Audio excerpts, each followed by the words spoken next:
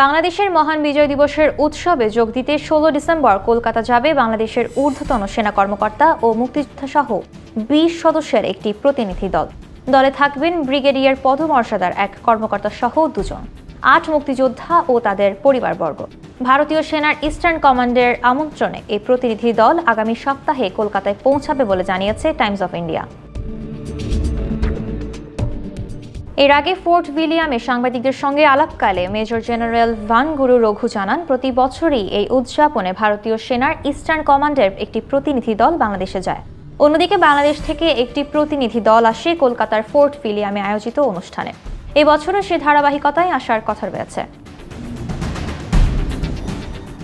এদিকে বাংলাদেশি দলের সফরসূচি সম্পর্কে ভারতীয় ওই সেনা আরও জানিয়েছে, বাংলাদেশি বহরটি আগামী ১৪ ডিসেম্বর কলকাতায় পৌঁছাবেন। সফরসূচি অনুযায়ী ১৫ ডিসেম্বর ওই প্রতিনিধি দল ইস্টার্ন কমান্ডের মঙ্গল পান্ডে মিলিটারি ট্রেনিং সেন্টার এলাকায় অনুষ্ঠিত মিলিটারি ট্যাটুতে অংশ নেবে।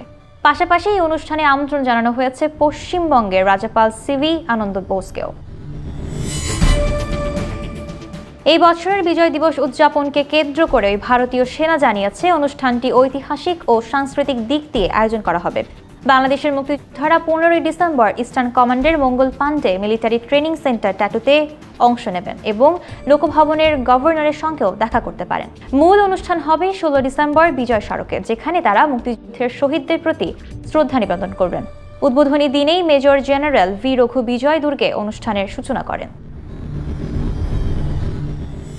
ঐতিহাসিক অনুষ্ঠানে আমন্ত্রণ জানানো হয়েছে পশ্চিমবঙ্গের রাজ্যপাল সিভি আনন্দ বোসকেও। ১৯৭১ সালের ১৬ ডিসেম্বর বাংলাদেশের মুক্তিবাহিনীর শীর্ষ কর্মকর্তারা তাদের থিয়েটার রোডের অস্থায়ী কার্যালয় থেকে কলকাতার দমদম বিমানবন্দর পর্যন্ত গিয়ে সেখানে তৎকালীন ইস্টার্ন কমান্ডের সর্বাধিনায়ক জেনারেল জগজিৎ সিং আরোরার সঙ্গে হেলিকপ্টার চড়ে ঢাকায় আসেন। তারপর তৎকালীন পূর্ব পাকিস্তানে জেনারেল আরোরার সামনেই কাগজে সই করে আত্মসমর্পণ করেছিলেন পাকিস্তান সেনাবাহিনীর লেফটেন্যান্ট জেনারেল এ কে নিয়াজি।